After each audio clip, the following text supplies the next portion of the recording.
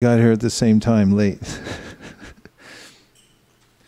So now we're going to sing a raga, an evening raga. And we'll start with some mantras to offer obeisances to His Divine Grace A.C. Bhaktivedanta Swami Prabhupada and to the Panchatattva. Where are you all coming from?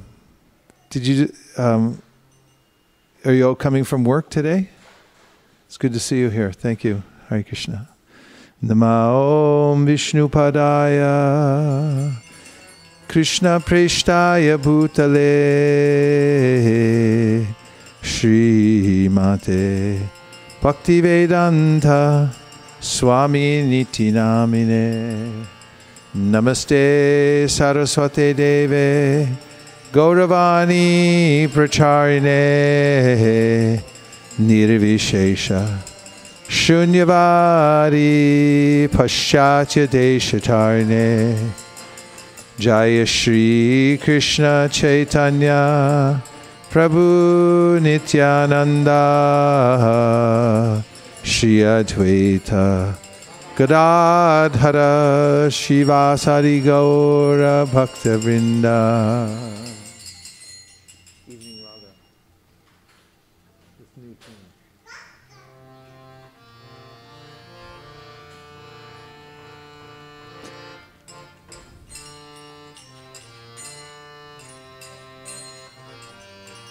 Hare Krishna, Hare Krishna, Krishna Krishna, Hare Hare, Hare Rama, Hare Rama, Rama Rama, Hare Hare.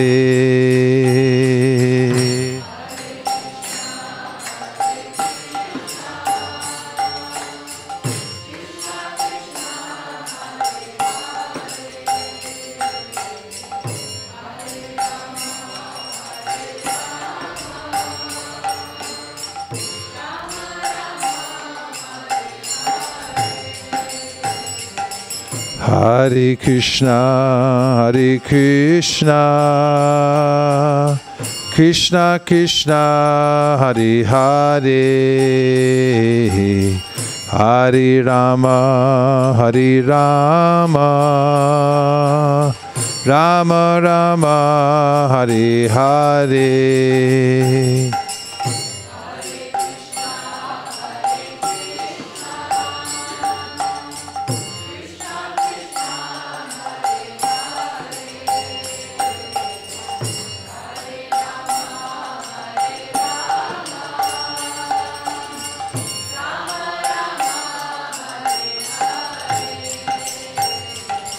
Hare Krishna, Hare Krishna, Krishna Krishna, Hare Hare, Hare Rama, Hare Rama, Rama Rama, Hare Hare.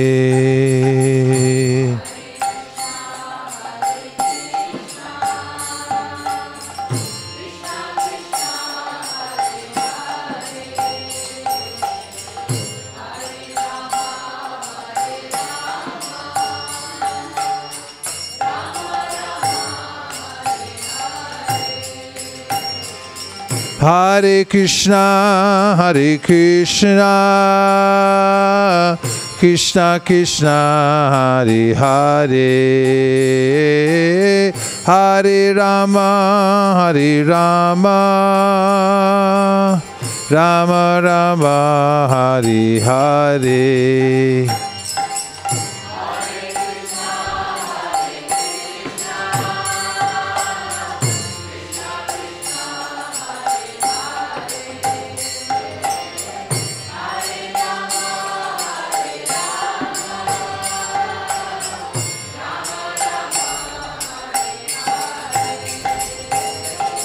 Hare Krishna, Krishna Krishna, Hare Hare, Hare Rama, Rama Rama, Hare Hare.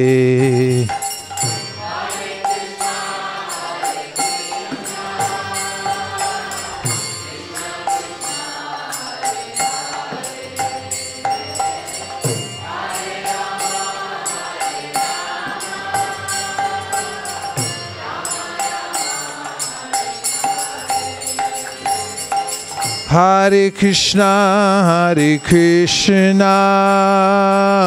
Krishna Krishna, Hare Hare, Hare Rama, Rama Rama, Hare Hare.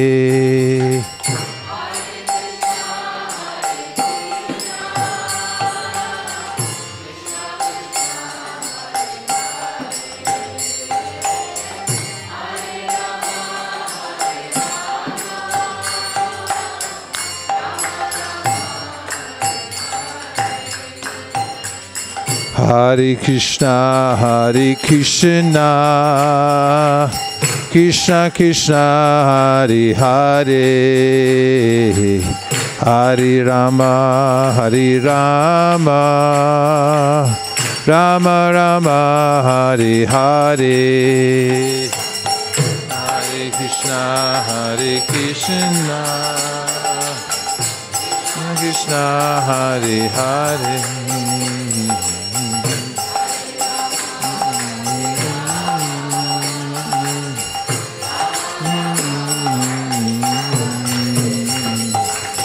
Hare Krishna, Krishna Krishna, Hare Hare, Hare Rama, Rama Rama, Hare Hare.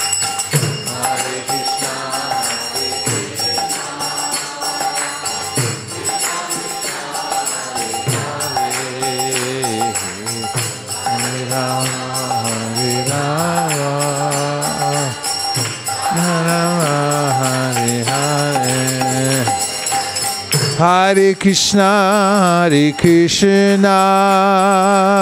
Krishna Krishna, Hare Hare, Hare Rama, Rama Rama, Hare Hare. Hare Krishna.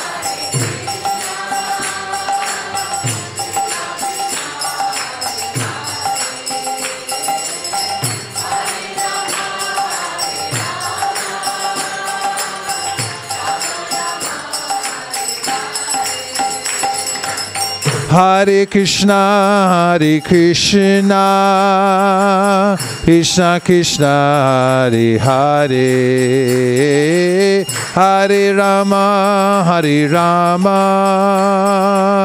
Rama Rama, Hare Hare. Hare Krishna, Krishna Krishna.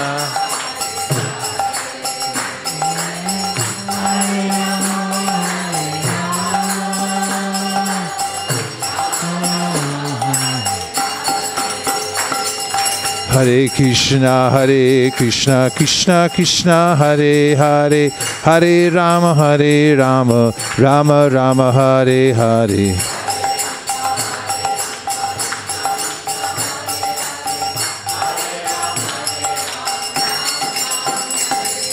Hare Krishna, Krishna Krishna, Hare Hare, Hare Rama, Rama Rama, Hare Hare.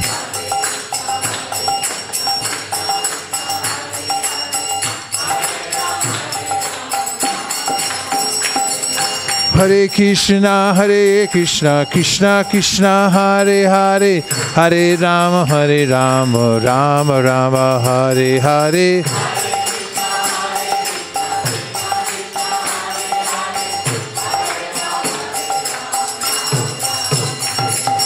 Hare Krishna, Krishna Krishna, Hare Hare, Hare Rama, Rama Rama, Hare Hare.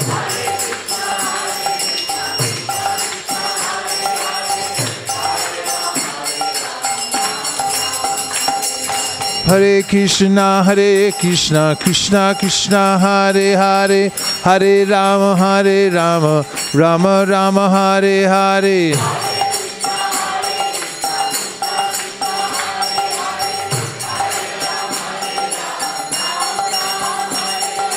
Hare Krishna, Krishna Krishna, Hare Hare, Hare Rama, Rama Rama, Hare Hare.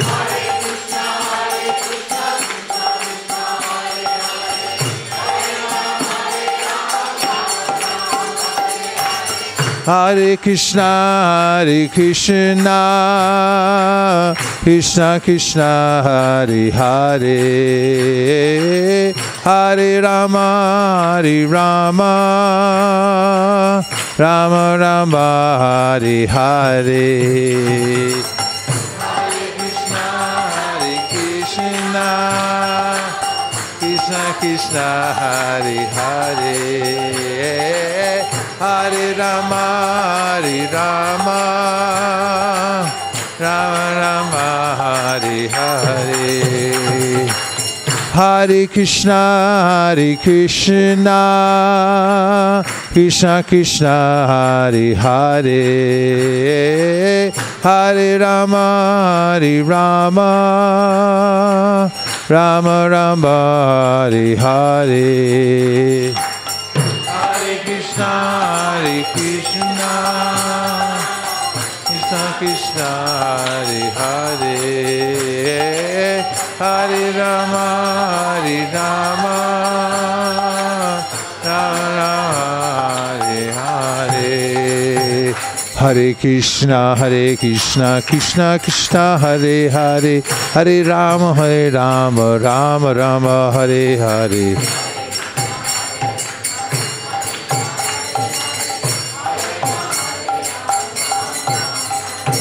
Hare Krishna, Krishna Krishna, Hare Hare, Hare Rama, Rama Rama, Hare Hare.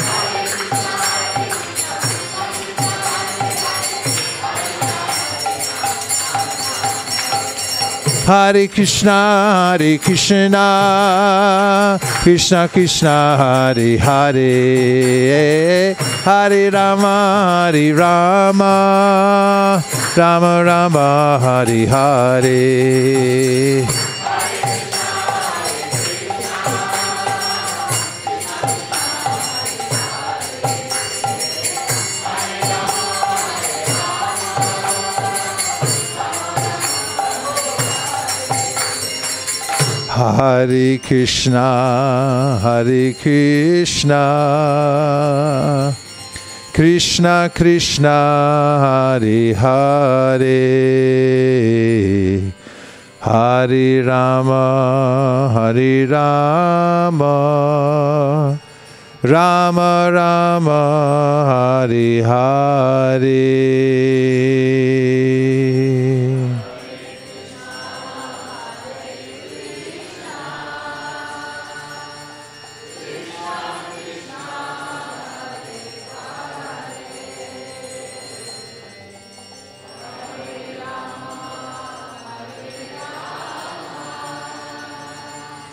Rama Rama, Hare Hare,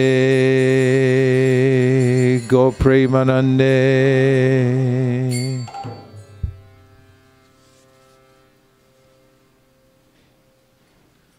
Om Jnana Timirandasya Jnananjana Shalakaya Chakshurun Vididam Dena Tasmai Shri Gurave Namaha.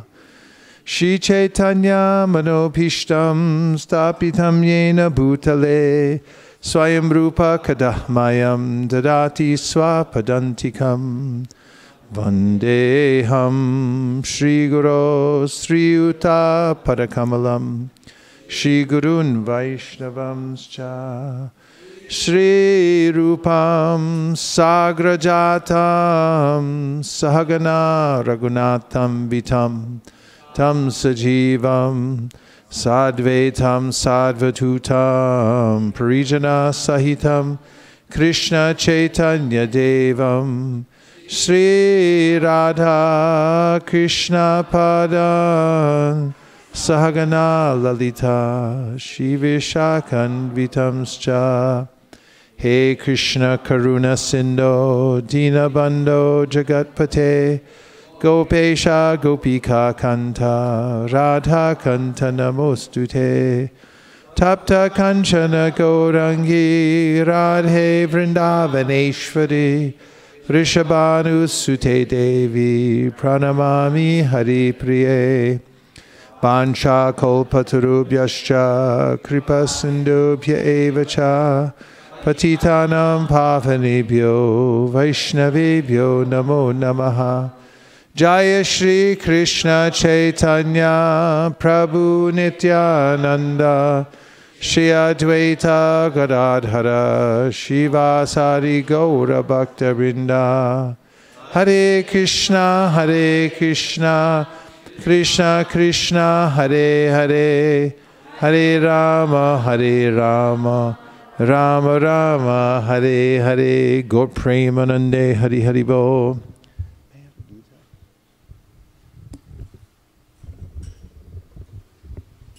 In the Bhagavad Gita, Krishna in the 7th chapter says,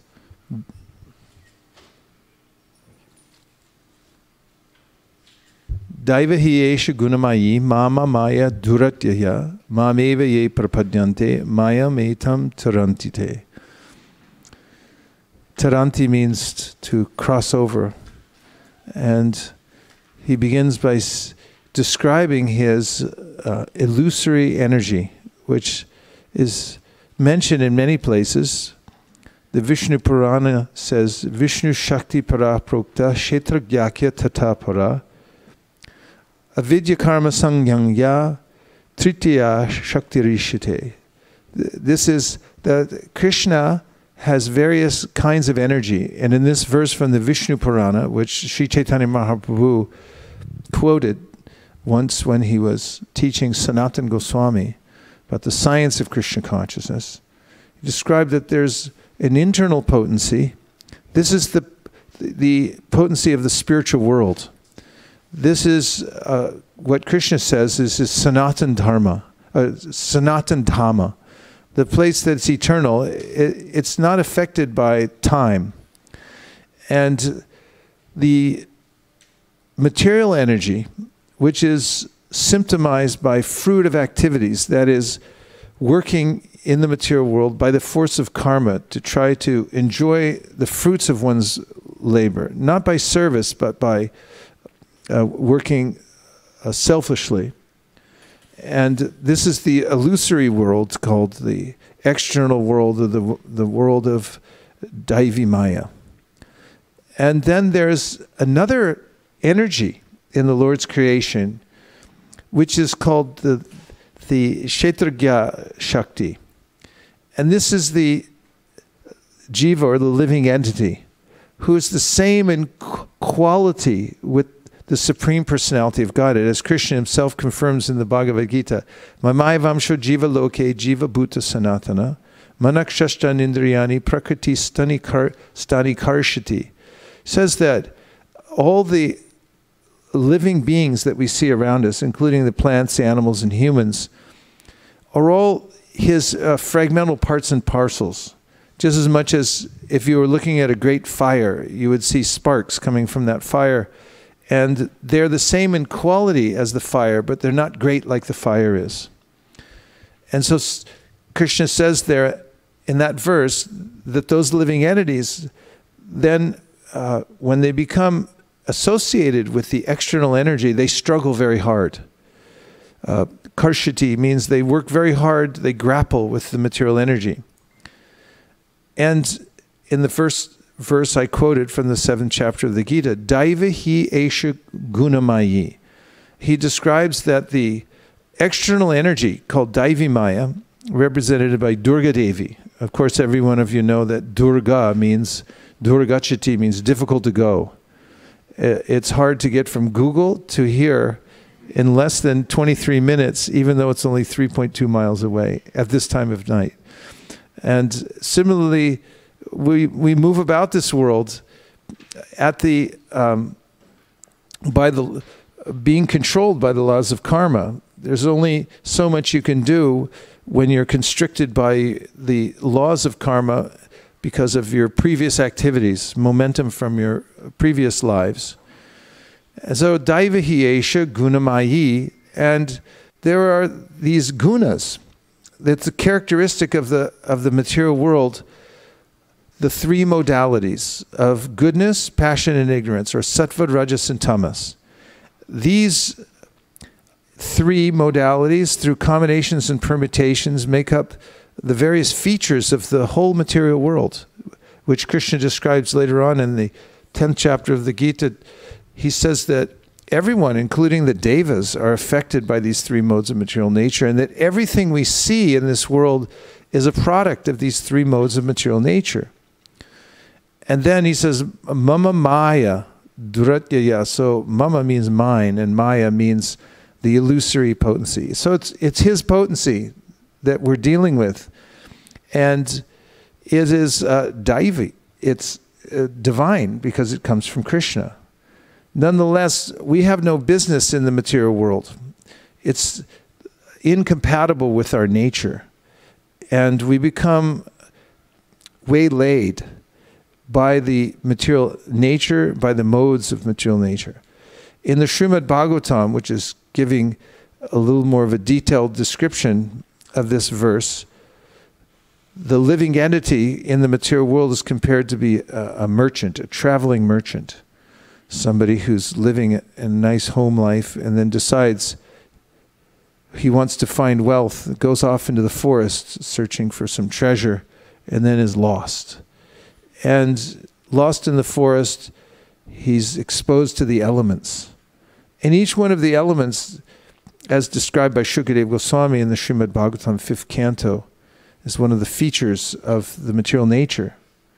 Now, material nature has disturbing features. They're called adhyatmic, adhibhotic, and adhidaivik kleshas, or miseries.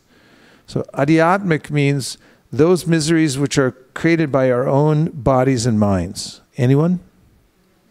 1, 2, 3, 4, 5, 6, 7, 8. Okay, a few of you didn't raise your hand. You tell us what kind of diet you're on and how you do that. We'll be interested to hear. It's inevitable in the material world. In fact, it's impossible to get comfortable in your own body ultimately, because first of all, it's always changing. And second of all, because we're very subtle living entities, we're used to an uncommon type of beauty that can't be found in the material world. No matter how beautiful our material body happens to be now, it's never quite right. And even if it is stunningly beautiful, it starts to transform itself right before our eyes, and that's a source of trouble. Whatever kind of beautiful clothes you try to get, and there are lots of them you can try to get nowadays, there's always something that just doesn't come out right. And as somebody's buying a new piece of clothing, they're thinking about a different one and trading that one in. There's always an imbalance within the mind and within the body. This is called adhyatmic klesha. There's no way to actually get comfortable in the material world. There's the constant endeavor to try to get comfortable. There's the idea that you can get comfortable. For instance, nowadays, there are many different kinds of mattress stores. I've noticed this lately for some reason. There's the sleep number. Sleep number, I have no idea what it is, but I know it's high tech. And it has something to do with finding your exact number that you need to be in a full slumber at night. And of course, when I was growing up, I was born in the 50s, grew up in the 60s and 70s, there were water beds. And that was supposed to be the most natural experience. I could never see it. It seemed like you were on the ocean or something like that. But there's the endeavor to find a place to sleep that will be very comfortable and that I'll find complete peace and happiness. But why then we need so many mattress stores? One should suffice if we could find it, but we're always looking. and all the aspects of our life. So we have this adhyatmic klesha, or suffering within our own minds and bodies. And then adidaivik means it's natural occurrences in the weather, and there are other kinds of ways in which this material nature moves against our will. For instance, right now, across the Midwest and maybe into the east, northeast, there's a cold spell which is freezing people. It's colder than the North Pole right now in Chicago and Wisconsin. And people are dying in the cold. They're being frozen to death. Lord Brahma, in his prayers for creative energy, you'll notice in the second canto of Srimad Bhagavatam, beautiful prayers that you can read again and again. From his perspective, he's thinking out of compassion. One of the features of the material world that he feels sorry for is that the living entities are exposed to blasting summers, freezing winters, and they can never quite get comfortable here in the material world. Except in California, of course, then everything's fine. Of course, then there's earthquakes. And this is the problem with the life in the material world, is the adhyatmic and the adidaivik miseries. At any moment, some kind of natural disaster can come and wipe everything out. Especially here in California, we're sitting, hate to tell you, right on a huge fault line that geologists say is going to go off any second now. In geological time, it's overdue. So don't get too comfortable. Whatever you have, whatever you build, it will be shaken up. And then adhyatmic, adhibhautic. This is from other living entities. Now, there are other kinds of living entities who come into our life unsought. They give us free advice unsought. They give us, they ask us for money when we think we've saved enough and now we have to hand it over. There are people who bump into us. This is the most aggravating thing I've noticed in train stations. I was in a train station in South India, and it was a very muggy evening. It was 1979, South India, and somebody bumped into somebody else, and a big fight ensued right in the train station. Fists flying, everything. And I was thinking, how uncomfortable is this? And so wherever we go in the material world, the Shastras explain, we're going to find some adhyatmic, adidaivik, adhibhautic klesha, and they'll either come one at a time, or two at a time, or all three at one time. But there's never a time when there's not one of the kleshas. And these actually come from Durga Devi herself. If you'll notice that she's riding on a tigress, when you drive into Vrindavan nowadays, there's this huge Durga Devi on a tigress, and she's holding her trishu with the 3 prongs on it. That represents adhyatmic, adhibhautic, and adidaivik. She has, of course, 10 arms. So if the living entity tries to get away, then she has many more hands where she can bring it back and poke them again and again. Of course, this is a selfless service. She's doing it to remind everyone here in this world that this is not your place. Of course, have you ever been sleeping and then something's bothering you, or you know you have to get up, but you just turn over and you keep sleeping, just try to ignore it? That's the material world in general. Everyone's being disturbed in various ways and poked, but then there's a way in which, like, oh, I'll just try to sleep it off and forget about it. This is called ignorance. So this is the trouble with the material world, and we need to be straightforward about it. It's part of the education process that Krishna gives in the Bhagavad Gita called Sambandha Gyan, to inform us that the material world is not our home. If I think that I can make a happy settlement here in the material world, or I can find a place that will ultimately be my resting place, I'll retire early, I'll have enough money, and I'll find the perfect house or apartment in a little hamlet somewhere, and we'll live happily ever after. Happily ever after, H-E-A. It never actually happens. And it's something that we hear about in stories, and I used to hear it when I was a kid, when my father would read me stories, or my mother, and it would end with, and then they lived happily ever after. And I would walk away thinking like, hey, wait a minute, how do they do that? Because doesn't everybody die in the end? And therefore, Krishna is informing us here very plainly. As mama maya duratyaya, you're in a situation that's duratyaya. It's very difficult. It's a treacherous situation described in Srimad Bhagavatam, padam padam yad vipadam, that you're taking steps, but at any moment there could be a misstep. I was once on parikrama at Govardhan Hill, walking around by myself early in the morning, and I came to the stretch just past Uddhavakund on the way to Radhakund, and I was walking along chanting, and I was a little disturbed because a family came by on a flatbed rickshaw, and now they were all laughing. That's why I was a little bit disturbed, because I was trying to concentrate on my chanting and in sort of a sober mood. And I heard ha ha ha, ho ho ho, he he he, everyone laughing, all the kids. And then I saw why they were laughing, and that was because the father in the family was pedaling the rickshaw while it was running behind, and all the kids and the man's wife were on the flatbed rickshaw. And so that was funny. And I kept my head down, I kept chanting, and then just 30 seconds later, the ha ha ha, ho ho ho, he he he turned into wailing. And I looked in front of me, it's just a flat area, except for there's a little ravine to the left. And I noticed they were gone. And I thought, how did that happen? They were gone. And then I noticed people running to the edge of the ravine and looking over. Of course, they weren't permanently injured, but they were pretty battered because the rickshaw had gone over the edge. And they all went rolling down the hill, and there were sticker bushes, representative of the life in the material world. Whatever kind of situation you have now, ha ha ha, ho ho ho, he he he, a minute later, padam padam yad vipadam, then you fall down the ravine and you're ensconced in a sticker bush. And this is a duratyaya. It's very difficult to live here without misery and suffering in the mind, from other living entities, from natural disturbances, and so on.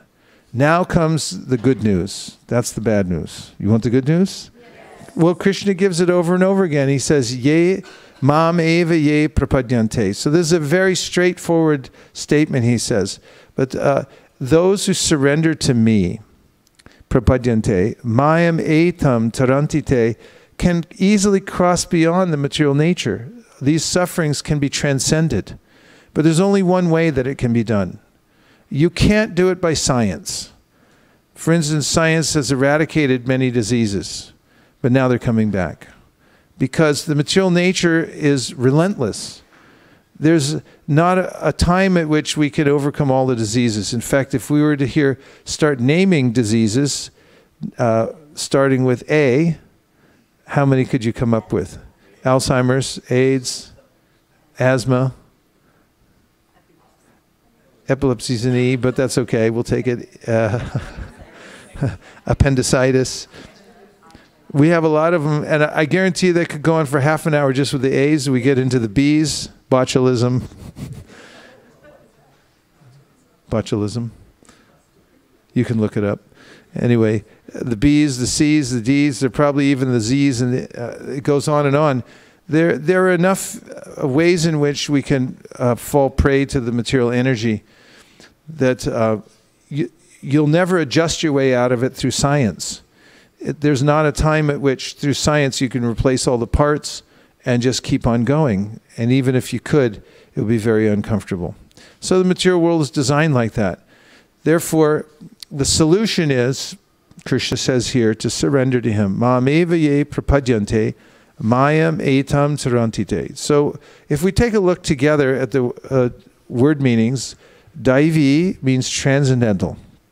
He, certainly, Esha, this, Gunamayi, consisting of the three modes of material nature. See, just like I said, Mama, my, Maya, energy, Duratyaya, very, something, difficult to overcome, Mam, unto me, Eva, certainly, Ye, those who prapadyante, surrender.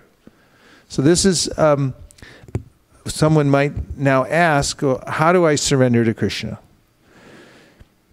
Might you not ask that? After you're offered this way out of the material world, what do I have to do to surrender to Krishna? So this is described by Sri Chaitanya Mahaprabhu. There's a sixfold path of surrender. Actually, he calls it Sharanagati. Sharanagati means the way, the path of taking shelter. It's actually a much kinder, gentler word than surrender, because we think of surrendering our passport or surrendering to the FBI if they bang on your door at 6 a.m. in the morning. These ways of surrender seem a little severe, but it's actually called Sharanagati, or the sixfold path of taking shelter of Krishna. So the first in the path of taking shelter of Krishna is to accept those things that are favorable for serving Krishna. So there's ways in which you can rearrange your life so that you're in a position to serve Krishna more favorably.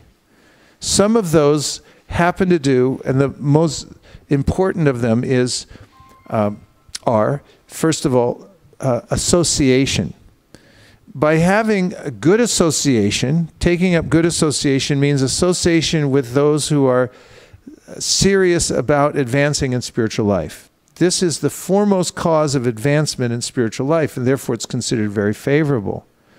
And the second of the path on the path of taking shelter of Krishna is to give up those things that are unfavorable.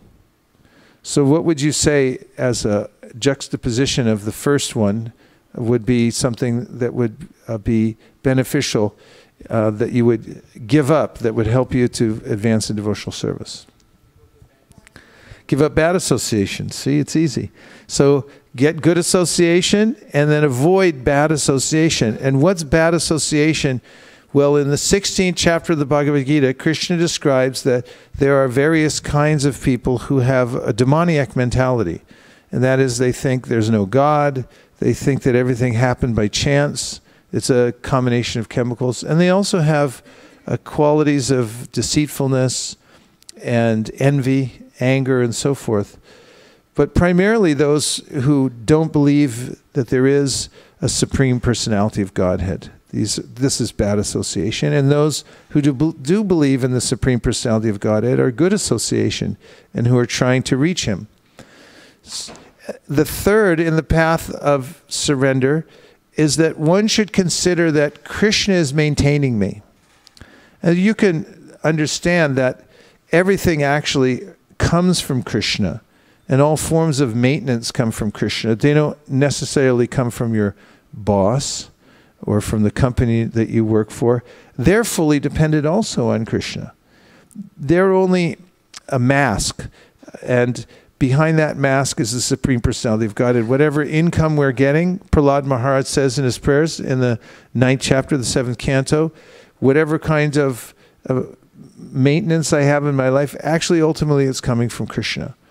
So one of the ways of developing the path of surrender, or advancing on the path of surrender, is to consider very carefully, how is it I'm being maintained? For instance, even my body, as I'm sitting here now, is somehow or other being maintained. I'm undergoing the process of homeostasis. Somehow or other, my body is 98.6 right now.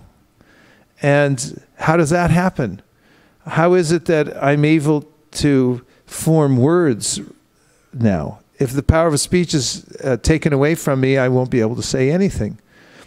I'm also maintained by Krishna through intelligence. He gives me intelligence how to drive down the road so I don't get hit. And all the other living entities are being given intelligence in the same way. And also, one should consider in the path of surrender to Krishna that I'm being protected by Krishna only. That is, Mari Krishna Raki Ke, Raki Krishna Mari Ke. And that means, in Bengali, although not pronounced very well, where's there? Give her the microphone. You actually did it very good. Oh. Mare Krishna rakhe Krishna mare ke. Very good. So, if Krishna wants to save me, then nobody can kill me. And if Krishna wants to kill me, nobody can save me. And my friend Satyadev Prabhu, who worked in an ambulance for 20 years, he used to come to our weekly classes at our home, and he'd always have a fresh story. The person who was supposed to have been killed lived. And the person who was supposed to live died. This is nothing you can predict in this world, and it is due to the unseen hand of providence, which is Krishna's hand, ultimately. And therefore, it's a vast world in which we have no control at all. Although I think I'm a controller, I'm not actually a controller. And therefore, if I wisely consider that Krishna is my maintainer and my protector, and adjust my life according to those principles, this is considered, or one who does this is considered to be on the path of surrender to Krishna, or the path of taking shelter of him. There's two more in the path of taking shelter of Krishna. One is that one should always maintain humility. Always consider oneself to be helpless, meek and humble. And finally, one should consider that everything that I have belongs to Krishna. And this is the easiest solution to all our problems. We talk about various economic systems. Nowadays, there's a big debate about healthcare in America. So some people have this sense that only rich people should have healthcare, everyone else should suffer and die. And other people have an idea that everybody should be afforded health care, and there's quite a bit of contention over these kinds of things. In America, the idea that we should distribute wealth equally to people is abhorrent, because they have an independent spirit, and they think that we should be able to excel and dominate others and so forth. And the idea of socialism, for instance, or that everything's shared equally by people, is very difficult to take from the Western point of view, the Americanized point of view. However, we can solve all these problems, Prabhupada writes in the Sri Upanishad, by understanding the simple fact that Krishna owns everything. This is called the Ishavasya spirit. Ishavasyam idam sarvam yat kincha yat jagat yam jagat tena tek tena bunjita magradha kasya swadanam. Since I flubbed that verse, let's hear it from the Pandit circle. Say it correctly.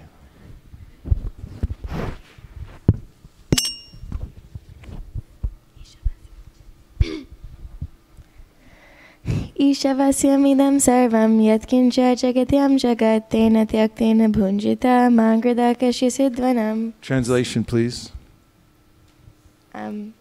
Everything animate, is that one? No. Oh yeah.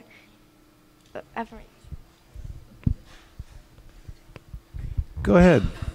Just belt it out there. Okay. Everything animate or inanimate is owned by the Lord. Within the universe. Yeah, so therefore one should only accept his quota. One thing set aside is everything animate and inanimate is controlled and owned by the Lord. One should therefore accept only those things necessary for himself, which are set aside as his quota, and one should not accept other things, knowing well to whom they belong. Okay, good. How do you go?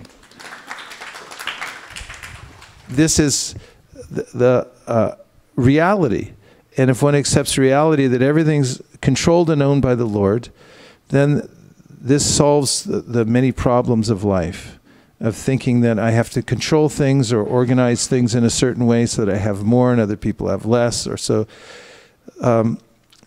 This is the final point in the path of taking shelter of Krishna. So there's 5 points to taking shelter. The first is accept those things favorable. Second is dump all those things that are unfavorable. Get rid of them. They won't help you. Third is consider Krishna your maintainer exclusively. Fourth is to consider him your protector.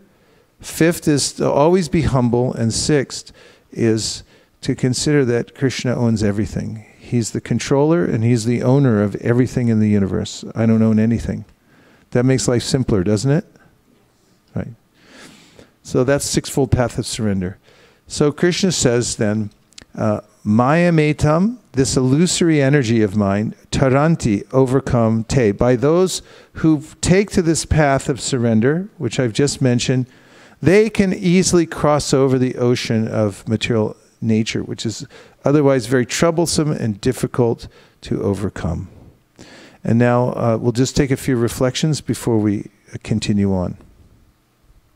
Means anything that you heard that stuck with you? Yes.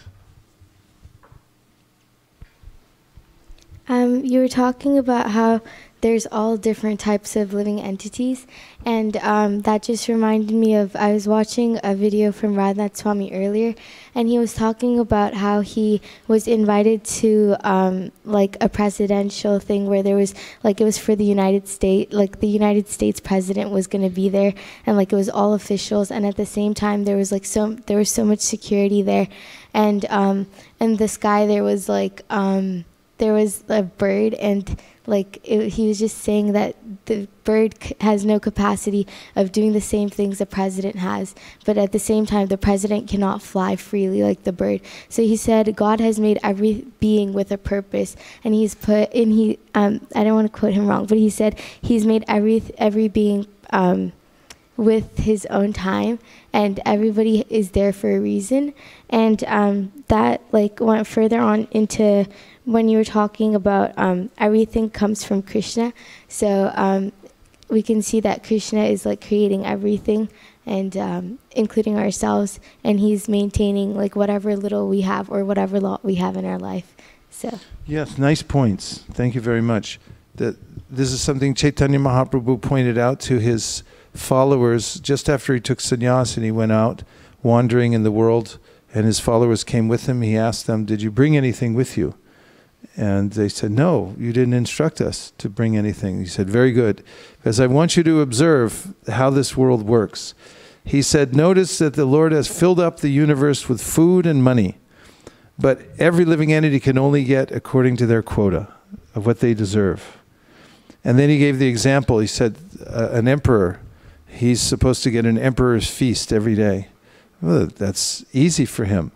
But one day he gets a high fever, so he can't eat. That's his karma. Another day the feast comes, but he becomes angry at his enemies, and he becomes so furious, he said, "Oh, take it away, I can't eat." And Prabhupada used to say that no matter how wealthy a person is, that he can only eat as many chapatis as he has capacity for.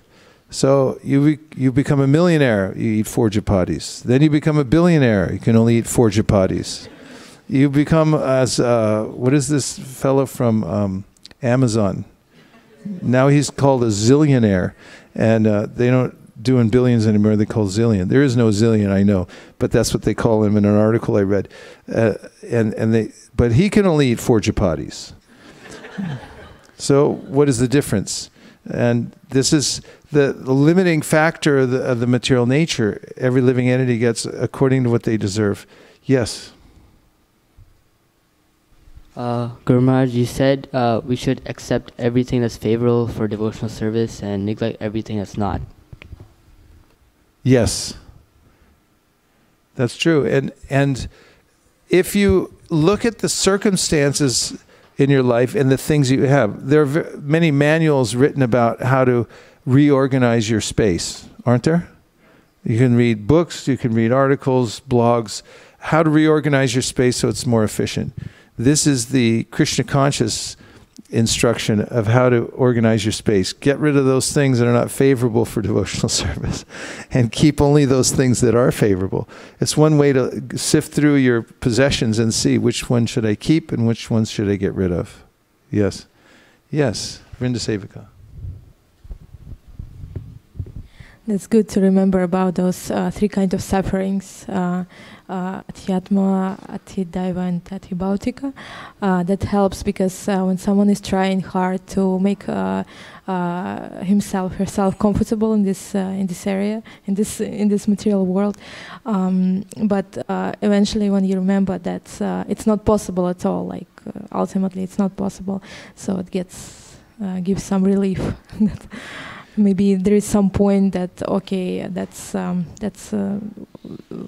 some point that I can stop here and stop trying to go. Yes, if you'll notice the many types of medicines, balms, ointments, drinks, any store that you go into, you'll find that there are hundreds, thousands of cures for many types of things. Not necessarily they're cures, but they're meant to stave off the discomfort of the material world. If you look at the markets and remember in the terms of Adhyatmik, Adhibhautik, and Adhidaivik, the kinds of things that are available, you'll notice that they're really related to how to try to stave off the suffering in the material body. And therefore, a life which is centered around these kinds of endeavors, simply how to try to make oneself more comfortable. Once I was talking to Satyadev Prabhu and I was saying that actually, everyone's just trying to enjoy in the material world. And he said, actually, they're spending more time trying not to suffer than trying to actually enjoy. Because if Chaitanya Mahaprabhu said, I get a moment where I'm not completely harassed by the material nature, I take that as happiness. And he gave an example of how kings used to torture people. They would take a board and they would tie the person to the board and then they'd dunk him in the water. Of course, our modern American administration has been doing this recently too. But they would dunk somebody in the river, and then when they were just out of breath, about to drown, then they'd bring them up for a second. And then the person takes the breath, and in that one breath you think, oh, this is happiness. So in a similar way, Chaitanya Mahaprabhu said, the happiness of the material world is only a very brief reprieve from the onslaught of suffering, and I take that as happiness. But that's different from actual happiness, which has to do with my spiritual existence and a relationship with Krishna. Other reflections? Yes.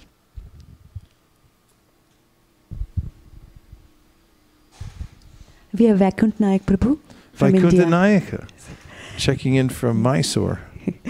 Dandavats Guru Maharaj, I like the point on Krishna being the maintainer. The company boss are all just masks. You give the example of how the body is at the right temperature. The power of speech and intelligence comes from Krishna. I was reminded of a documentary called Nature's IQ, which shows several examples of some complex intelligence in bird species that enables the birds to survive. Your servant, Vaikunt Nayak Das. Yes, Jesus was purported to have said that look at the birds in the field and notice how they're being maintained. And anyone can do this.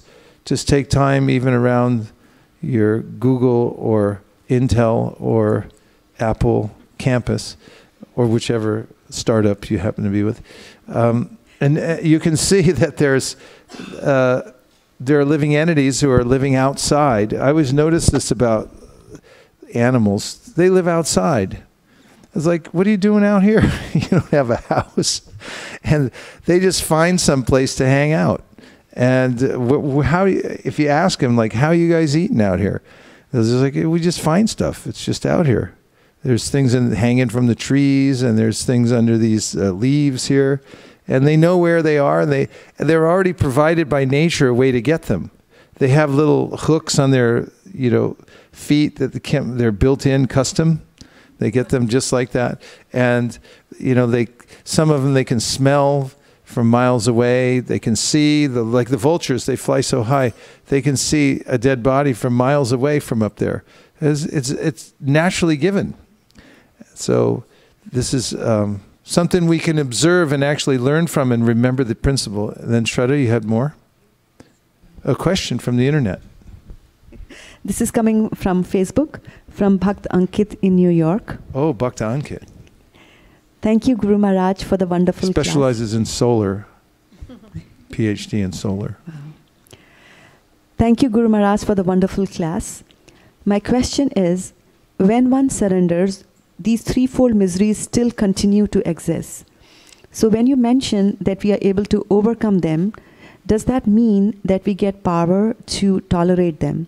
Because the path of surrender gradually gives us higher tastes, and through that we are able to overcome the effects of these miseries on us. It looks like ultimately it's our mind who perceives these miseries, and it is also the mind which is also experiencing these higher tastes. So is it the mind which is getting the power to tolerate when we surrender? And here's one more question. Yes.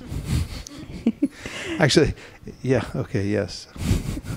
Guru Maharaj, my second question is, the sixfold path of surrender, as mentioned, are humility, dedication of the self, acceptance of the Lord as one's only maintainer, faith that Krishna will surely protect, execution of only those acts favorable to pure devotion, and renunciation of conduct adverse to pure devotion. These sixfold paths can be practiced to come to the point of perfect surrender. However, out of these six, except for the fourth one, which is faith that Krishna will surely protect, doesn't seem to be coming from just practice but experience also. Can you please elaborate on this point? It helps to hear. Hearing is very important because there's a natural default condition I have in this world, or position that I take, and that is to try to get comfortable in the material world. And minus hearing, my senses, my mind go back into that endeavor to get comfortable in the material world. However, if you hear Bhagavad Gita and Srimad Bhagavatam daily, you'll be dispelled of the idea that you can be happy in the material world. Even on the most subtle levels, the Bhagavatam explains it. In fact, you'll find, as Vishwanath Chakravarti Thakur points out, that many of the stories in the Bhagavatam, as an example, are about kings.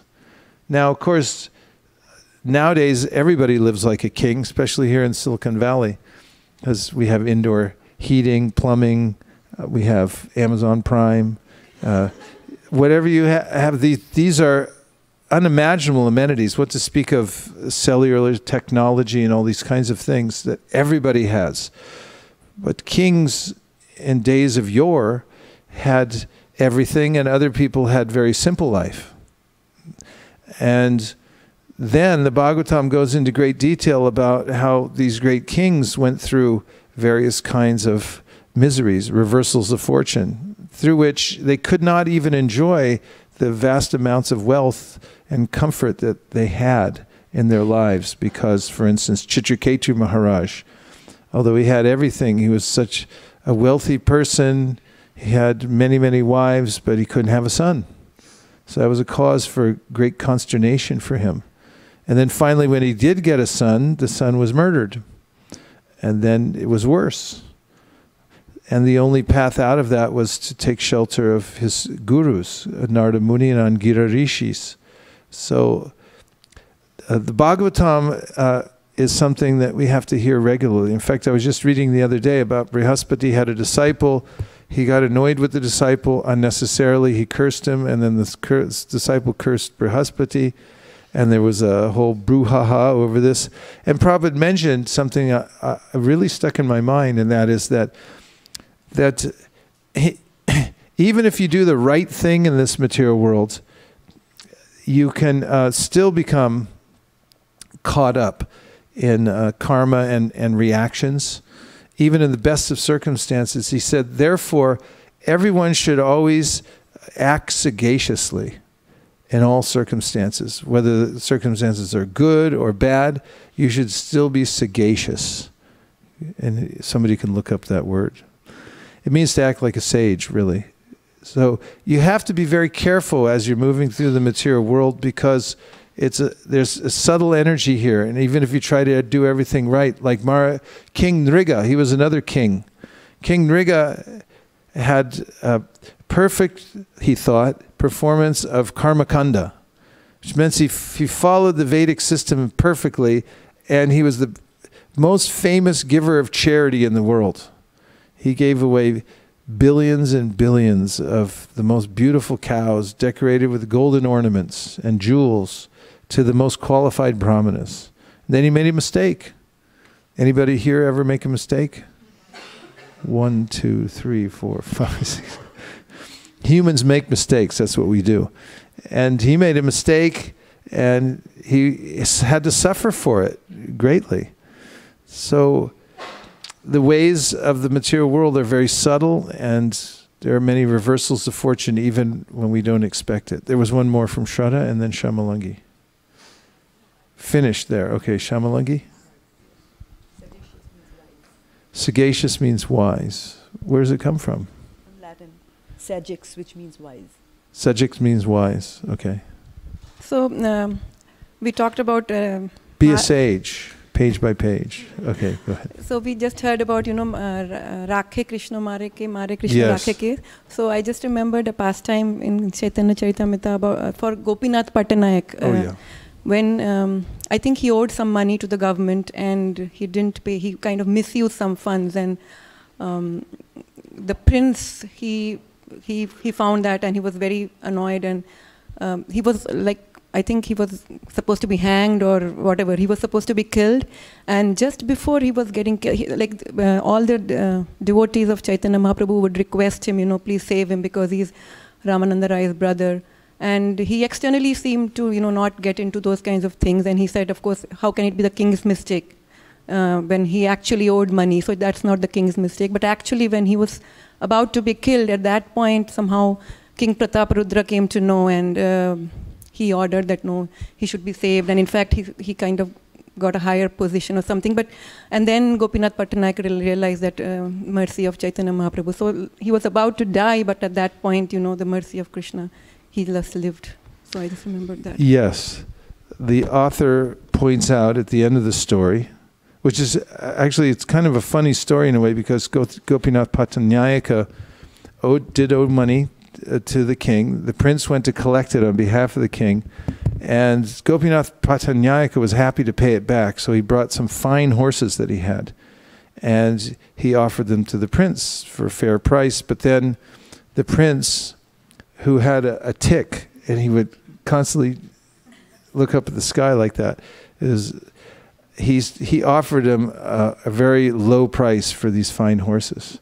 And Gopinath Patanayak said that these horses are certainly worth much more than that, because they don't go like this. And the prince became so angry that he had Gopinath Patanayak arrested and put up on the chunga. And the chunga is this high platform underneath which were swords which were sticking up from the ground. And the implication was at some point he would be pushed off if he didn't pay off his debt, and he would land upon the swords and be impaled. And of course, you told us the whole story so beautifully. I just threw in a couple of details. But at the end, when Gopinath Patanayak was rescued, and he was given a wrapper that indicated that he was even in a higher position than he had been before. His salary was doubled. Chaitanya Mahaprabhu, of course, told him, he said, don't mess around with the king's money anymore. He said, the king is a representative of God, so you should not take the king's money. But then he said, he didn't say, but Kaviraj Goswami says, this is the unseen mercy of the Supreme Personality of Godhead. His energies work even though Chaitanya Mahaprabhu did not actively get involved in helping Gopinath Patanayak. All these things took place automatically by his internal workings. So the moral of the story, you tell us. What is your main point that you'd like to make? So the main point is, of course, if Krishna wants, nobody can, do any harm to you. But the end also, I think Gopinath Patanayak tells Chaitanya Mahaprabhu that, the actual mercy you have shown to Ramananda Roy and I think his brother Vaninath Roy, because they are totally free from material desires while I still have. So I want that kind of mercy to me rather than all these other things. Yes. And of course, he went on chanting Hare Krishna despite the fact that he was put on the Changa. And this is the life of a devotee. Yes, Prabhu. We'll get you a mic, don't worry. No, we have a free microphone service here.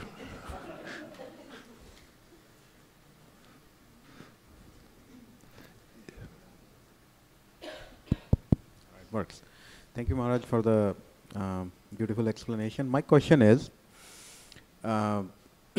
Maya works on everyone, right? We try to be humble, but we make mistakes. A little more volume on that, please. We all know that Maya works in strange ways. We try to be humble, we try to live a very spiritual existence, but we still make mistakes or end up making mistakes even by mistake. We make the mistakes. So my question is, we all know that these mistakes will lead to the reactions, the reactions of the karma that we are doing. Then what is Sri Krishna trying to teach us by making us make mistakes and then repenting for them or suffering the karma from them? Right. The whole material world is cosmic sensitivity training. So actually we're meant to come to the most refined condition of life, which is our actual happiness. And the material world is a constant reminder to us. And by the way, it's our own voluntary involvement with it in which we get entangled and through which we suffer that induces the reaction. Krishna describes this in the Gita. He says, "Nakartritvam nakarmani lokasya srijati prabhu," that I'm not responsible for the karma, it's the living entity's interaction with it. And it's not that we don't have any responsibility, we do, because we're not dead stones. We have free will to interact. And when we come to that realization that I'm the cause of my suffering because of my misusing my free will, then I can amend my ways and surrender to Krishna. So it is Krishna's mercy when we encounter suffering in this world. It's actually purifying.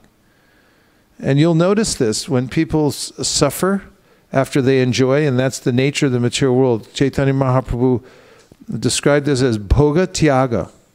This is the way the pendulum swings here in this world. First, there's enjoyment of the material world. Possible? You try to enjoy? Possible, right? Okay. Then after enjoyment comes suffering. It's the opposite side of it. You always come from enjoyment, then you come to the suffering side. And so when we learn the lesson, how these two things are connected, and we begin to inquire what is the real purpose of life and how to get out of suffering, this is the beginning of human life. One should ask, why am I suffering? And what is the ultimate cure for suffering? This is an intelligent question. Because mudhas, Krishna's words, he describes those who just go on stoically in taking the misery of the material world without trying to figure out why they're suffering. These are like the beasts of burden that carry around great weight, and they accept a little bit of grass at the end of the day. Well, grass is available everywhere, and they never inquire about the purpose of life. So it's a good question to ask, why am I suffering? And the answer is because I'm in a material body. That's the answer. And the ultimate reason that I'm suffering, there is one cause to all suffering in the material world. But we've run out of time, so I can't tell you what it is. The one cause for suffering in the material world is called vikarma, or sin. It means going against our actual eternal nature and benefit.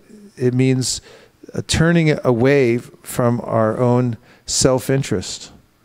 As is said in Bhagavatam, Bhayam dvitiya binibeshatasya ishad apetasya viparyayo smitihi.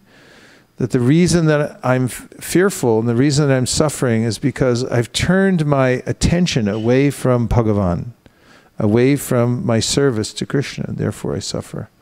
And the cure is to turn back in the other direction, turn toward Krishna, and take shelter of him. Now, Rupa Goswami says all of the kleshas, they come from sinful activity. That's their origin.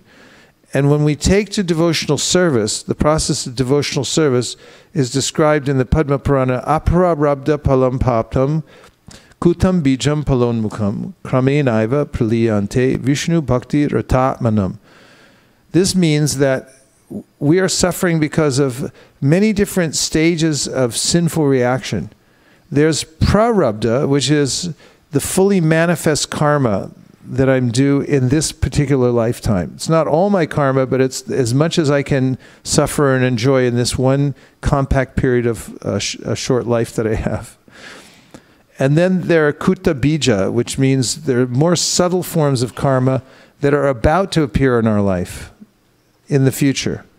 And these are concomitant. They go on forever. They never stop until one takes to Vishnu Bhakti. Vishnu Bhakti Ratatmana means that when I surrender to Krishna, then that karmic reaction is stopped. You no longer have karma.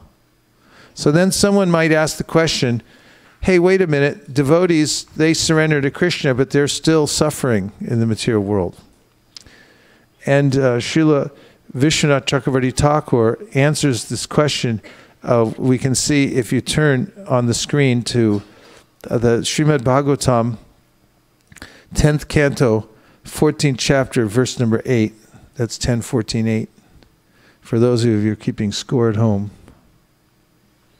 And in this verse, Krishna is saying that the devotee tolerates suffering because he knows that it's actually Krishna's mercy upon him. Look at the translation. My dear Lord, says Brahma, one who earnestly waits for you to bestow your causeless mercy upon him, all the while patiently suffering the reactions of his past misdeeds and offering you respectful obeisances with his heart, words, and body, is surely eligible for liberation, for it has become his rightful claim. And here's your purport for the night. Srila Sridhar Swami explains in his commentary that just as a legitimate son has to simply remain alive to gain an inheritance from his father, one who simply remains alive in Krishna consciousness, following the regulative principles of Bhakti Yoga, automatically becomes eligible to receive the mercy of the personality of Godhead. In other words, he will be promoted to the kingdom of God. The word susamikshamana indicates that a devotee earnestly awaits the mercy of the Supreme Lord even while suffering the painful effects of previous sinful activities. Lord Krishna explains in the Bhagavad Gita that a devotee who fully surrenders unto him is no longer liable to suffer the reactions of his previous karma. However, because in his mind a devotee may still maintain the remnants of his previous sinful mentality, the Lord removes the last vestiges of the enjoying spirit by giving his devotee punishments that may sometimes resemble sinful reactions.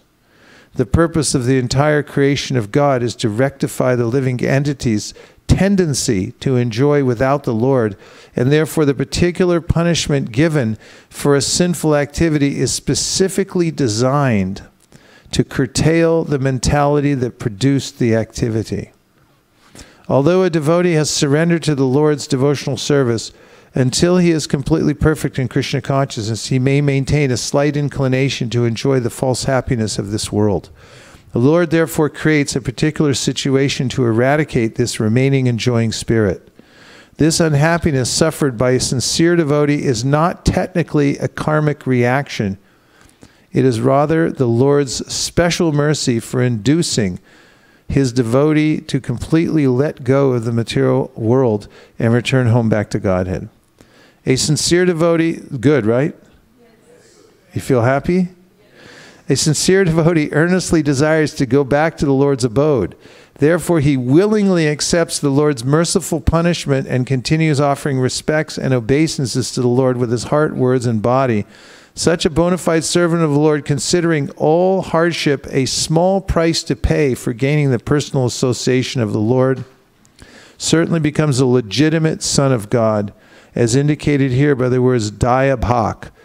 Just as one cannot approach the sun without becoming fire, one cannot approach the Supreme Lord, Lord Krishna, without undergoing a rigid purificatory process which may appear like suffering, but which is in fact a curative treatment administered by the personal hand of the Lord.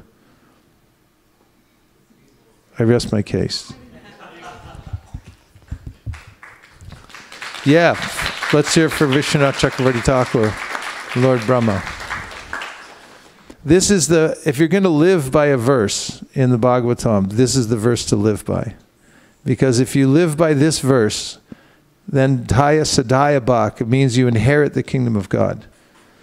This is the way of the surrendered soul, to take shelter of Krishna. Yes, Priya Kishori, all the way in left field.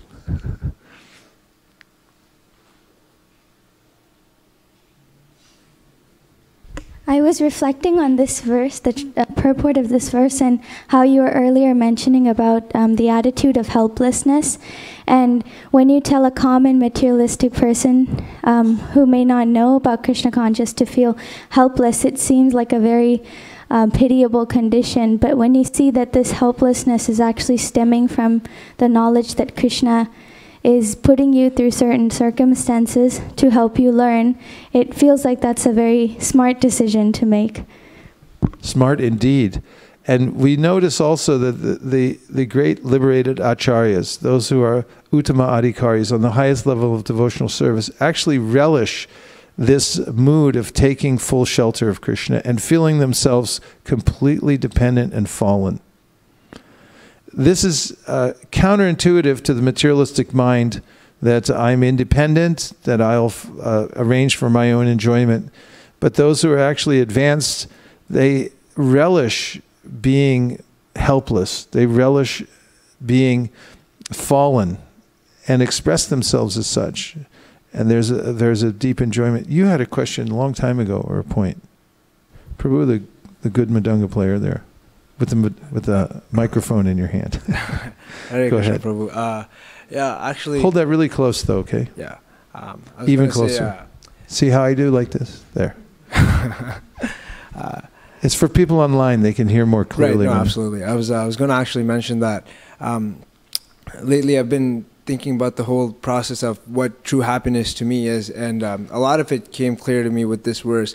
And there's one thing I wanted to sort of point out, and I'd love to get your opinion on it as well, is especially like I'm in an environment where I'm surrounded by a lot of people, and I noticed that for me, I started to really question what happiness was, because we all go through our ups and downs.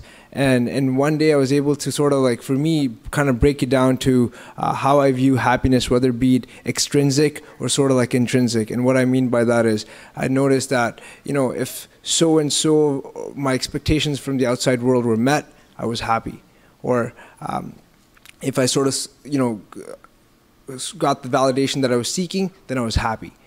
Or if I was, hoping that I would, this is the grades I wanted to get in this test, I was happy. But if all those extrinsic conditions weren't met, then I would get into my head and start to like, let's say, just overanalyze. And then one day when I was chanting the name, it came to me that when I go within myself and not let all these extrinsic factors get into the way, but just serve Krishna within myself, I'm happy, and that happiness is far more lasting than any of the other happinesses, because if those conditions from the outside world are not met, then I'm always chasing that, and it's never ending. If that sort of makes sense. So where I'm going with this is I realized that when we sort of put our basis in the outside world and we put all our confidence in all these people who are sort of always going to let us down because we are flawed at the end of the day, but if I was able to put all that confidence in a higher power who is Krishna, he's never going to let me down. And that's the fine distinction I came into being, and this verse sort of like cleared it up in a more sensical fashion, if that makes sense. I think you're on to something. Yeah, that was very, very well put. I think it was so well articulated that what I can do is offer more evidence to support your position, because it's a very sensible and accurate assessment of what happiness actually is. And so if we could turn to the 5th chapter of the Bhagavad Gita, the verse Shaknoti Haivaya Shodhum Praksharira Vimokshanat. Which verse is that? 22? 23. That's 523. And there are several verses in this chapter which describe intrinsic, extrinsic happiness. So in this verse, Krishna describes what is, you see the last two words in this shloka, Sukhi Nara? Sounds Japanese, right? It's Sanskrit. It's not Japanese, but it means happy human. Nara is a human being, and Sukhi, as you all know better than me, means a happiness.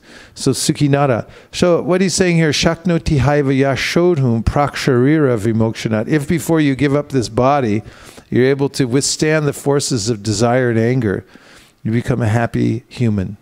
Kama krodod bhavam vegam. So vegams means the forces of desire and anger. So the translation here is that before giving up this present body, if one is able to tolerate the urges of the material senses and check the force of desire and anger, he is well situated in his happiness world. Go to the next verse, 24. And there we find Yonta Sukhon Tararamas. Here's intrinsic happiness. Tatantar Jyotirevaya Sayogi Brahma Nirvanam Brahma Bhuto Dikashchati. And the translation is, one whose happiness is within, who is active and rejoices within, and whose aim is inward, is actually the perfect mystic. He is liberated in the Supreme, and he ultimately attains the Supreme. And we'll read Prabhupada's purport, which says, unless one is able to relish happiness from within, how can one retire from the external engagements meant for deriving superficial happiness? A liberated person enjoys happiness by factual experience. He can, therefore, sit silently in any place and enjoy the activities of life from within. Such a liberated person no longer desires external material happiness. This state is called Brahma Bhuta, attaining which one is assured of going back home, back to Godhead.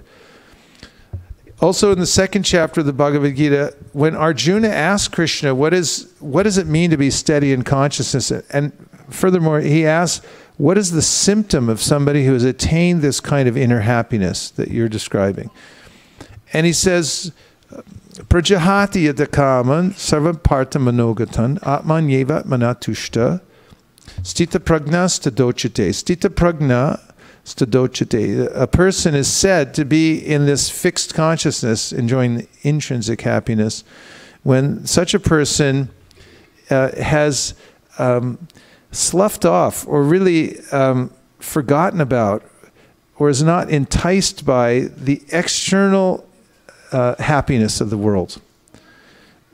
And so he describes it, Shaknoti Haivaya, he says, Prajahati, he gives up. Prajahati yada kama, and all kinds of desires that are produced by the mind. Sarvan parta manogatan. So the mind's always producing these ideas. And we heard about it earlier, that this idea of happiness is actually being manufactured in the mind. It's a little factory up here, or wherever it is. And it's got a little conveyor belt coming out, and on it are all these ideas about what's going to make me actually happy. But a person who's fixed in consciousness, Prajahati, he's like, none of this will actually make me happy. I'm not interested in it anymore. He doesn't identify with it as being relevant in his life. That's described also in the which chapter is it? Naiva kinchit karomiti. 5th chapter. Naiva kinchit karomiti yukto manyeta tatvivit pashan shinban spisanjigran Ajan gachan okay, start over. I'm sorry. Naiva kinchit karomiti yukta manyeta tatvivit pashyan shinvan shvasan jigran ashnan gachan shvapan shasan pralapan vishrinan grinan unmritam rapi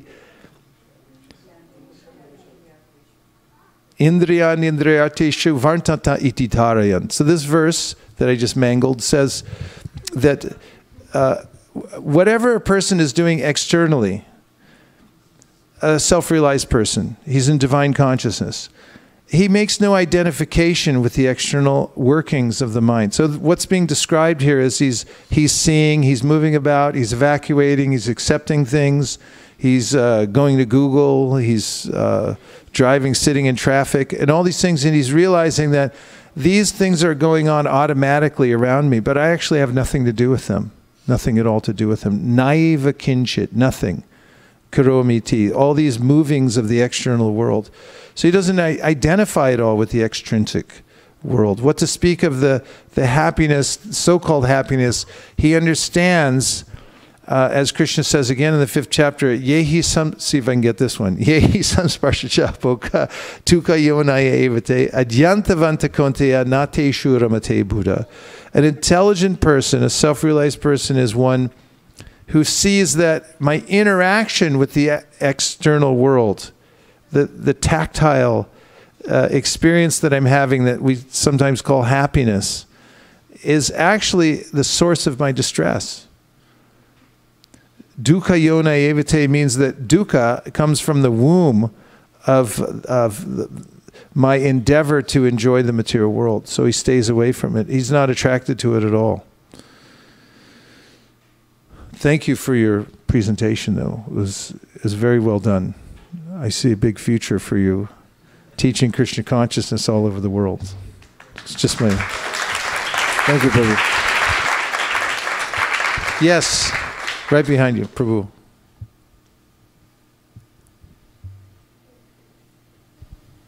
Hare Krishna, Prabhuji. Thank you very much. Hare Krishna. So a point came up regarding our employers being the mask and the maintainer being the Krishna. So I was thinking about that point, and I felt that there are devatas, the demigods, who are maintaining us through Krishna. Krishna is ultimately the giver of the power to the demigods. But they are maintaining us. They are responsible for the supply of water, heat, etc. So to our material employers, we work, most of us, 40 hours a week to serve them, even though they are just a via medium. I was wondering, as also is the notion of Deva Rin in Vedic culture, there are many kind of debts to the parents, forefathers, rishis. So there is the concept of Deva Rin. So my question is, as a sadhaka practicing Krishna consciousness, how can we liquidate our debt to the demigods for all the gifts that they are giving us as a service to Krishna? Thank you. You're welcome, and thank you for such a nice question. Srimad Bhagavatam, 11th canto, Devarshi Bhutatnan Nrinam Pitranam Nakinkoronayam Nrani Charajan Sarvatmaraya Sharanam Sharanyam Kato Mukundam Parihritakartam. This means that if one is fully engaged in the surrender process to Mukunda, then Deva, Rishi, Bhuta, Apta, there are many different living entities that we're rini, where we owe them something naturally. But Sarvatmana, ya Sharanam Sharanyam, Gato Mukundam Prihritakartam, that debt is liquidated when one is fully surrendered to Krishna. So those who have entered into the process of devotional service directly take shelter of Krishna and his promise in the Bhagavad Gita, Sarvadharman Parityaja, Mamekam Sharanam Vraja. Don't worry about all kinds of other ways of paying everybody off. Just put it all here. Surrender to me completely. Krishna is the source, as you mentioned, of all the demigods. Even he says in the Bhagavad Gita that as someone develops faith in a demigod, that's even coming from me. Shariya, I'm not going to try too many more verses tonight. I'm just not feeling it. Okay, so that's the answer. However, there is a there are qualifying statements in the Bhagavatam, for instance, 11th canto, Tavat karmana kuravita na nirvidyeta yavata matkata shravanadova shravayanan yavan najayate. Meaning that until you come to the stage of being completely attached to Krishna Katha, then you should carefully follow the external rules until you come to that stage. But actually self-realized people are careful to follow external rules anyway, because they want to set an example for other people, how they should act properly. But in no way are the devotees who are fully engaged in serving Krishna, chanting Hare Krishna, dissuaded from doing that. In other words, they don't take to inferior duties by trying to appease demigods or pay them back in other ways. They're advised, and they take to simply surrender to Krishna and keep their consciousness fixed on Him. And now we're going to try that ourselves right after Govinda makes his point by chanting Hare Krishna, which is the Yuga Dharma. Hare Krishna Maharaj, actually on this point, I just, one verse came to my mind that Yada yam anugranati Bhagavan Atma Bhavitaha Sajahati Matim Loke Vedecha Parinishtitam. Right, so one who, it's kind of continuation of your point, that one who is really favored by Lord, that person transcends the worldly thinking, and also even what the Vedic way of thinking of ritual and way of life. Sajahati Kaman. So that's all I wanted to say. Yes. So one should therefore stick to the path of Sharanagati, surrender to Krishna. Krishna himself assures us in the end of the 5th chapter of the Bhagavad Gita. What is it? No, at the end of the 8th chapter then, I'm sorry. Attaining the Supreme. Vedeshu yagyeshu tapasu chaiva dhaneshu yat punya palam pratishtam adyeti tat sarvavidam vaditva yogi param stanam upaiti chadyam. He said, a person who's a yogi, a bhakti yogi, surrendering to Krishna, is not bereft of the results of giving in charity, of studying the Vedic literature, of performing all kinds of sacrifices and so on. He attains everything simply by the process of devotional service. Therefore, take to bhakti and fully surrender to Krishna. You can do it by following the 6-fold path of surrender. And don't put your faith in the material world, because it will let you down every single time. Don't try to get comfortable here. Just try to find a balance in your devotional practice and the other aspects of your life, so that you can live out your life in practicing devotional service and maintain a modicum of strength and a healthy, balanced mind. Is that a fair solution to some of our problems in the world? Okay. What's the tune?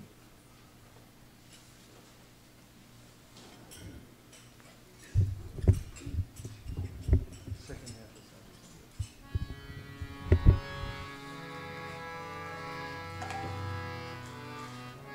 Hare Krishna, Hare Krishna, Krishna Krishna, Hare Hare.